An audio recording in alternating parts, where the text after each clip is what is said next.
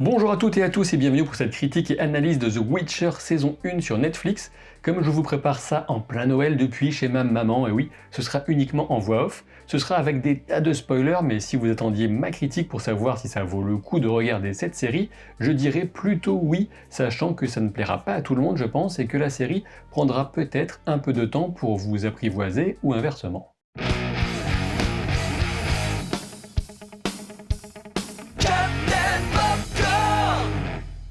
De manière générale, j'ai surtout vu dans cette première saison un potentiel prometteur plus qu'une réalisation parfaitement convaincante. À la fin de ces 8 épisodes, j'ai carrément envie de voir la suite, ce qui est un excellent point, mais je suis aussi un peu soulagé, je dois l'avouer, de voir enfin le bout du tunnel des désastreuses aventures de l'orpheline Ciri, ce qui est quand même un peu problématique pour cette première saison. Même si certains d'entre vous trouveront cela superflu, un petit rappel pour commencer, il s'agit bien d'une adaptation des livres de l'écrivain polonais Andrzej Sapkowski, livre dont la publication a commencé en 1990, soit 6 ans avant le premier tome du Trône de Fer, quand même, ça date. Évidemment, la popularité du Witcher ou sorceleur en version française a explosé dans le monde grâce aux jeux vidéo et particulièrement à The Witcher 3. Adapter ces livres est loin d'être un pari gagné d'avance du fait de la structure des premiers tomes, recueil de nouvelles qui sont certes connectées, mais posent un véritable défi pour une saison cherchant à proposer une histoire d'ensemble cohérente sans perdre le spectateur. Et de ce point de vue, on peut y voir un demi-succès ou un demi-échec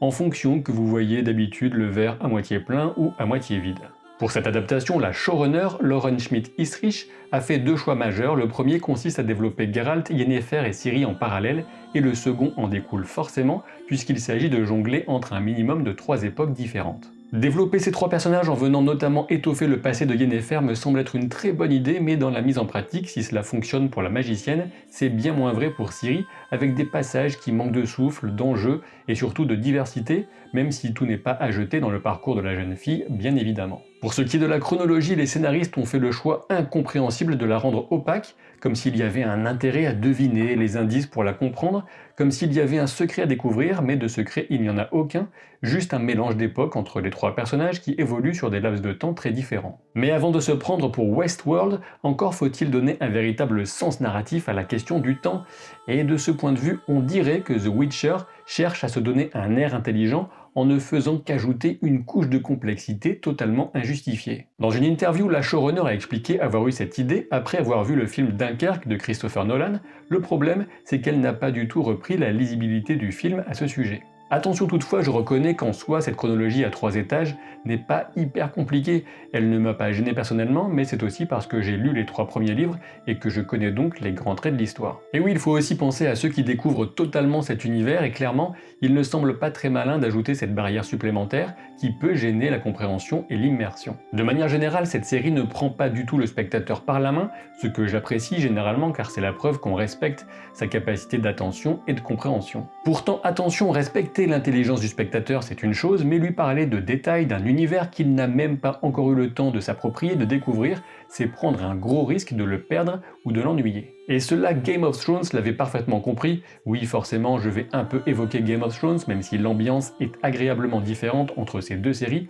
On sait bien qu'elles ont en commun le genre fantasy, un genre dont je suis fan depuis mon enfance, que ce soit en livre, en jeu de rôle sur table, en BD, en film, en série, ou encore en jeu vidéo, enfin ça c'est quand j'avais le temps. Dès son générique, Game of Thrones nous présentait son monde de façon particulièrement plaisante et ingénieuse, et c'est un effort que The Witcher ne fait pas suffisamment, même s'il faut reconnaître que l'exercice est particulièrement difficile et que même Game of Thrones était considéré par certains comme trop complexe à saisir dans ses premières saisons. Pour ne prendre qu'un seul exemple, il est dommage que la série n'indique jamais d'une manière très explicite à quel point la longévité des mages et des sorceleurs est plus élevée que celle des humains dénués de pouvoir. Et au passage, si l'évocation de Game of Thrones vous agace, sachez que la saison 1 de The Witcher y fait pourtant elle-même 2 clins d'œil au travers des dialogues de Francis Maggie qui interprète Jurga, le marchand sauvé par Geralt et qui le sauve ensuite. Et oui, si vous vous souvenez bien, il était Yoren dans les saisons 1 et 2 de Game of Thrones, et dans The Witcher, il évoque un festin pour les corbeaux, qui est le titre du 4e volume de la saga du Trône de Fer, et plus tard il ajoute que Geralt ne mourra pas tant qu'il monte la garde,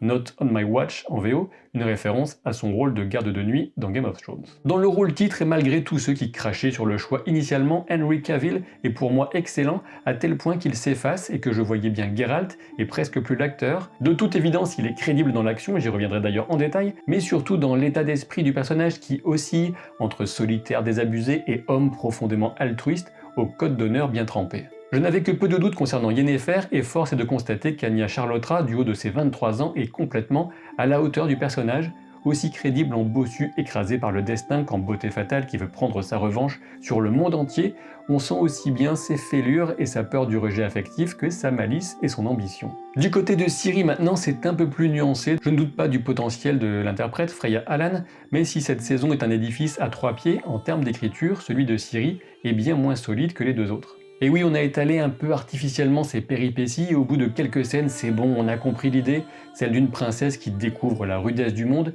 et ce que les gens pensent de la reine Calante, sa grand-mère, dont elle avait nécessairement une vision partielle. Ma déception passe aussi sous les frondaisons de la forêt de Brokilon, épisode que j'avais beaucoup apprécié dans les livres et qui est certainement à mes yeux le plus raté de cette adaptation. Et oui, il faut savoir que dans les livres, Geralt est bien présent dans cette forêt et c'est là qu'il retrouve Ciri, dans un contexte qui rend à mes yeux en tout cas la position des Dryades bien plus nuancée et captivante que ce qu'en montre la série. Par ailleurs, la rencontre de Ciri avec le jeune elfe Dara n'a pour ainsi dire aucun intérêt, on ne sait rien de ce personnage qui disparaît comme il est arrivé, et on veut aussi nous faire croire que les deux gamins survivent en chassant du rat au couteau et en dormant sur la neige, c'est quand même vraiment n'importe quoi. Pendant ce temps, du côté de Yennefer, on développe véritablement son passé, et l'adaptation se fait soudainement meilleure que le matériau d'origine, puisque dans les livres, on n'a que des bribes de la magicienne obtenues du point de vue forcément partiel de Geralt. Au passage, lié à l'histoire de Yennefer, on a droit à Tissaia de Vris, interprétée de manière nuancée et intense par Miana Buring, qu'on a pu voir dans The Descent ou encore Twilight, enfin voilà quoi, Twilight.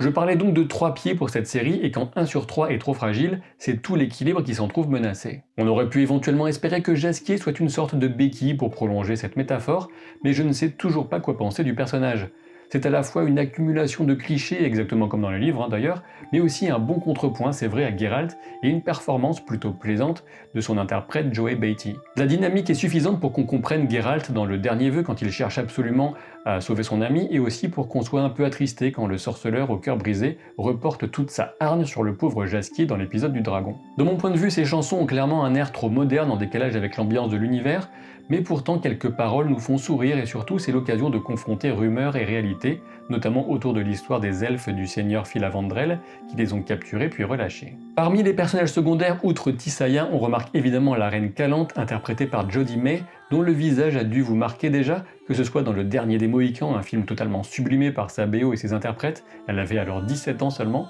ou encore dans Game of Thrones, avec le rôle bref mais très mémorable de Maggie la grenouille. Et oui, on peut dire que Jodie May est une sacrée actrice, et je pense que la saison aurait gagné en puissance dramatique en nous conservant la révélation de sa mort et de la chute de Cintra pour l'avant-dernier épisode par exemple, qui aurait pu être entièrement consacré au périple de Ciri, plutôt que de nous étaler ça de façon assez maladroite sur toute la saison. Dans le cas de Triss Merigold, le caractère du personnage ne montre aucune véritable aspérité et aucune interaction très forte ne permet à Anna Schaffer, son interprète, de faire démonstration de son talent éventuel. On verra ce que ça donne par la suite. Comme déjà dit dans mes analyses de bande-annonce, son physique ne pose absolument aucun problème, pas besoin de venir chouiner à ce sujet en se roulant par terre dans son propre caca nerveux. Eamon Farren en Caïr reste relativement inquiétant et mystérieux, et retrouver son visage me renvoie directement à Twin Peaks The Return, l'improbable et géniale suite de la mythique série que David Lynch a déroulée en 18 épisodes en 2017. Enfin, on a Mimine Diweni que j'ai trouvé crédible et intéressante en Fringilla Vigo,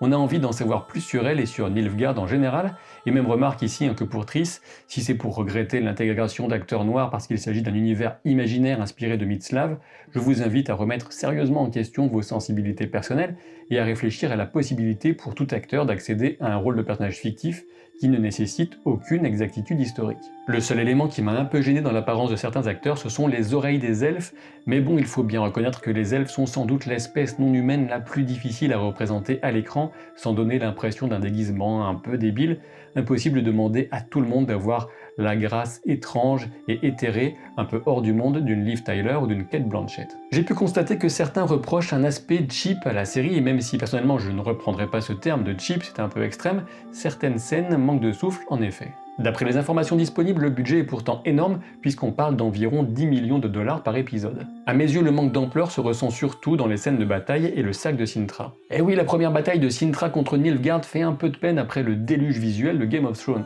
Alors non, je ne demandais pas le même niveau pour la première saison d'une série que pour la dernière de celle qui était la plus attendue et regardée de notre époque, ce serait un peu imbécile. Toutefois, la charge désorganisée et simultanée entre des fantassins et des cavaliers qui ne tiennent même pas une formation en ligne, ça fait un peu mal, et quel que soit le budget, on essaie au moins de bien gérer les figurants. Si GOT avait fait ça, on les aurait assaisonnés pour nullité tactique, alors il faut être juste et faire de même ici avec The Witcher. Du côté des monstres, c'est plutôt satisfaisant, même si assez variable, avec un point faible sur le dragon d'or qui n'inspire sans doute pas l'émerveillement qu'il devrait, et un point fort avec la Strige qui marque de son empreinte le 3e épisode, un des tout meilleurs de cette saison. On y retrouve évidemment la thématique centrale de la monstruosité qui est humaine avant de devenir des créatures, et l'idée de transformation dans la souffrance avec un parallèle sanglant mais très pertinent entre la transfiguration de Yennefer et la lutte de Geralt pour sauver l'enfant maudite prisonnière du corps d'un monstre. La Kikimore du premier épisode rend plutôt bien visuellement, mais il est délicat d'organiser un combat contre un machin pareil, d'où l'astuce consistant à plonger Geralt sous l'eau pendant les 3/4 de l'affrontement.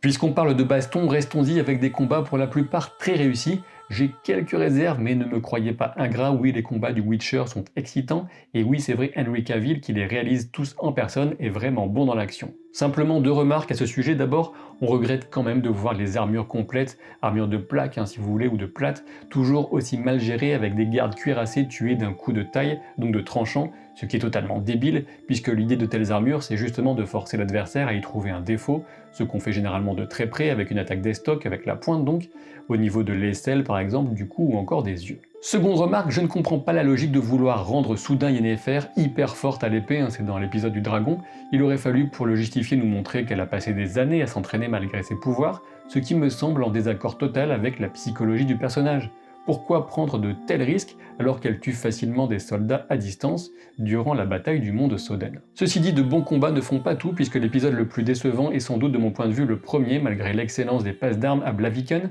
Renfri n'est pas ultra convaincante de mon point de vue, pas à la hauteur du jeu de Cavill en tout cas, et surtout on dirait qu'elle suit Geralt dans les bois sans explication comme une stockeuse et que l'armourette sort de nulle part. L'impact de la mort de Renfri sur Geralt reste néanmoins intéressant, surtout quand cette mort trouve écho dans l'épisode 3 avec une autre princesse devenue un monstre ou traitée comme telle. Comme on le craignait, les armures de Nilfgaard sont effectivement assez nazes, sans doute l'exemple parfait d'une idée intéressante sur le papier mais qui passe mal à l'écran. En revanche, d'autres éléments du monde passent très bien, un monde gris ou flamboyant rarement entre les deux, même si la cour de Cintra lors du mariage peut paraître légèrement triste ou nette, on peut sans doute y voir une forme de réalisme. Ce qui est très appréciable dans The Witcher, c'est que la série ne recule devant rien et va là où peu d'autres séries oseraient aller. Et oui, The Witcher ne fait aucune concession et garde une profonde originalité, que ce soit dans son univers slave, ses créatures flippantes, ce mélange entre high fantasy et fantasy quotidienne est bien crade, on a du sang et même des éviscérations, on a du sexe, un baiser entre Pavetta et Duny en mode Sonic le hérisson, l'ablation des ovaires ou même la mort d'un nouveau-né. Concernant la nudité, certains la diront gratuite, je n'en doute pas, mais je trouve plutôt réaliste de voir que les mages utilisent leur capacité pour se faire un décor comme celui de Stregobor avec son jardin de boobs, ou Yennefer qui s'amuse à organiser une orgie. Il est évident que la nature humaine étant ce qu'elle est, eh bien on arriverait à ce type d'usage du pouvoir. Au passage, c'est Lars Mikkelsen, le frère de Mads, qui joue Stregobor, ce qui est assez amusant, puisque pas mal de monde voyait bien Mads Mikkelsen dans le rôle de Geralt. Il me semble aussi appréciable de voir une magie qui coûte physiquement à ses utilisateurs, ce qui rend d'autant plus effrayante et effroyable la magie interdite pratiquée par Nilfgaard, avec Fringilla à la tête d'une bande de fanatiques prêts à se sacrifier. C'est vrai, on manque sans doute un peu d'effets impressionnants, notamment pour la bataille magique du mont Soden, ou encore pour le djinn qui accorde les 3 vœux mais qu'on ne voit pas vraiment. En revanche, la scène de l'attaque de l'attelage par le mage assassin et son insecte démoniaque géant était vraiment excellente. On devrait le revoir en saison 2 avec un peu de chance. Autre thème central de la série, celui de la destinée et de son rejet.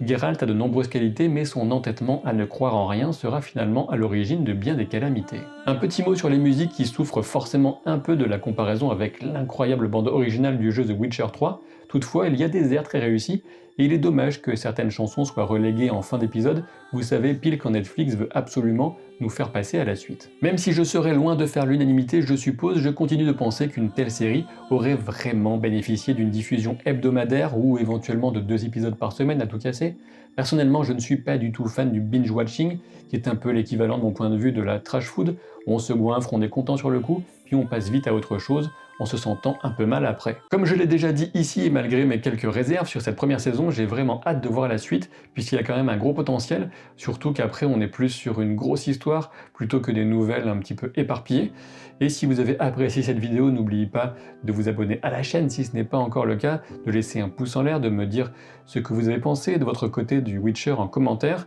Et si vous ne faites pas tout ça, eh bien je serai obligé de sévir, de passer récupérer tous vos cadeaux de Noël. Oui, je sais, je suis impitoyable. Allez, à très vite pour de nouvelles aventures. Salut!